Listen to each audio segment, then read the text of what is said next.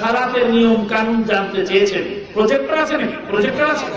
আচ্ছা, আমি প্র্যাকটিক্যাল দেখাই দেব সালাতের নিয়ম। সংক্ষেপে 2 মিনিট আমি সেরে দিচ্ছি। সালাতের নিয়ম একটু থামেন।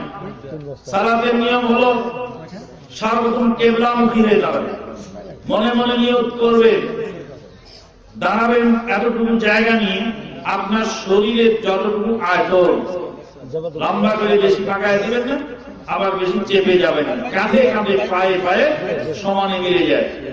তারপরে রফুল ইয়াদাইন করবে, আল্লাহু আকবার বলে আঙ্গুলগুলো খোলা থাকবে, হাতের তালু থাকবে কিবলামুখী, আঙ্গুলগুলো উপরের দিকে থাকবে, কাঁধ বরাবর অথবা কান বরাবর।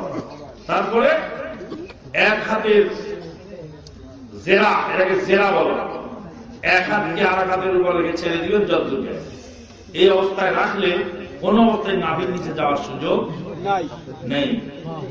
তারপরে সামি আল্লাহু লিমান হামিদা বলে তারপরে রুকুতে যাবেন। আল্লাহু আকবার বলে রুকুতে যাবেন। রুকুতে যাওয়ার সময় এইভাবে উঁচু হয়ে থাকে, এবার মাথা নিচু করে দেয়, চলবে না, সমান হতে হবে। পিঠ এবং কাঁধ এবং মাথা সমান হবে। হাতকে এইভাবে হাঁটুর উপরে রাখবেন, তারপরে হাতকে রেখে সুবহান রাব্বিয়াল আযীম সিজদার দিকে তাকাবেন। তারপরে সামি আল্লাহু লিমান হামিদা, তারপরে সিজদা যাবেন, হাত দুইখানা আগে রেখে, তারপরে নাক কপাল মাটিতে রেখে সিজদা করবেন। সিজদার সঙ্গে বেশি আগায় যায়, আবার কেউ এবার কুঁজু হয়ে পড়ে, কুঁজু হয়েও না বেশি আগায়ও না, এই রানগুলি যেন সোজা থাকে, পাঁজর থেকে যেন হাতটা আলাদা হয়, এই হাতটা যেন মাটিতে লেগে না থাকে। তারপরে উঠে বসবেন তাশাহুদ। তাশাহুদের বৈঠক হলো 2 হাত 2 আঙ্গুলকে জমা করে আর এই 2 আঙ্গুলকে গোলাকার বানাবেন।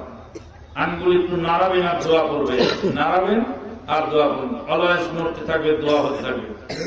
শেষ বৈঠকে পায়ের এই ডান পায়ের নলার নিচ দিয়ে বাম পা বের করে দিয়ে বাম নিতম্বের উপরে বসে তারপরে তাশাহুদ করতে হবে। সালাম ফিরাবার সময় অনেকেই ডান ইমামে খুব বেশি করে দেখে থাকেন না, আসসালামু আলাইকুম রাহমাতুল্লাহ, আসসালামু আলাইকুম ওয়া রাহমাতুল্লাহ, তারপর আল্লাহু আকবার একবার, আস্তাগফিরুল্লাহ 3 বার, আল্লাহুম্মা আনতাস সালাম ওয়া মিনকাস সালাম, তাবারাকতা ইয়া যাল জালালি ওয়াল ইকরাম। এইভাবে মোটামুটি 36টা দোয়া রাসূল শিক্ষা দিয়েছেন, সেইগুলি করবেন। সম্মিলিত প্রচলিত যে মুনাজাত আছে চালু, এটা ঠিক নয়, শরীয়ত গরিত কাজ। আল্লাহ পাক আমাদেরকে কবুল করুন, আল্লাহুম্মা আমিন।